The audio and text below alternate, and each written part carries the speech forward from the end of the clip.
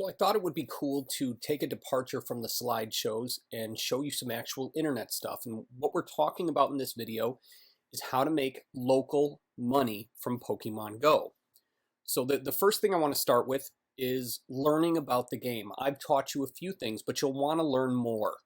And what I'm showing you is the location I recommend going to learn. It's ign.com/wikis/Pokemon-Go. If you do a search for IGN Pokemon Go, you will find this, and it's really detailed. Goes into every little tiny intricacy, everything you could really need to know about the game itself. It will not teach you anything about how to make money with it. However, it will teach you everything you could possibly want to know about the app and game itself. So I recommend this because it's something called a wiki. Wikis are editable by any registered user. That means that it's always going to be up to date. People will update it when they figure out new stuff. So we talked about being a Pokemon concierge, and that's a local business you can set up going to different Pokestops and Pokegyms in your area. And I recommend having a membership at a wholesale club. It does not have to be BJ's. It can be Sam's or Costco. Either of them is fine. But this is going to be the least expensive place for you to buy the things that you want to resell to other people. Candy, chips, water, other drinks, they're going to have it much less than you would find at your local Walmart, grocery store, or Publix, or whatever your local grocery store is called. When you buy in bulk and then you resell, you can make more money because you're paying less for the product itself. So a couple of the things that I recommended you get, one would be a portable cell phone charger. And I just did a search on Amazon, and I'm going to talk to you about the things that I found. I thought this thing was really slick. It is sponsored, meaning someone's paying for it, but for $20, you can get a solar-powered cell phone charger. I thought that was really cool. However, the one that I would recommend is this one. Easy ACC Monster 20,000 mAh power bank. That's a large amount of power. This should last you a majority of the day. And you can see that there are 4 USB ports. So you can let 4 different people plug in their phones at once.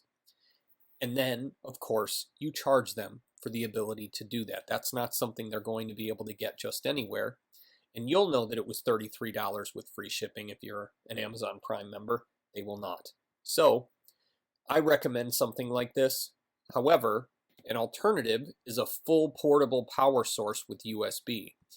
This $300 beast should do you well. It should last you at least a full day of multiple charges for multiple people, and then you can charge it up overnight. The reason I recommend this is because you can also do some of the other things we had discussed. This is a portable turntable. So you can plug this into this power source and be ready to rock, where you can set people's phones on the turntable while it spins around, and you can hatch people's eggs for them. Charge $5 to $10 per egg, and you'll be rolling in bank pretty darn quickly. Now we're going to be talking about this one more in detail coming up. However, this is meetup.com, and I'm logging in, and I'm going to type in Pokemon Go and see what comes up. I have not done any research before this. So Cape Coral Pokemon Meetup, Two Drop Game Shop Meetup. So there are gamers in my area, and I'm in a fairly small suburb of Fort Myers, Florida. Fairly small is 50,000 people, but still. In your area, there are Pokemon Go meetups already, and if there aren't, build one. Put one together, get a group together, and monetize it. So monetizing it will be something like this stuff.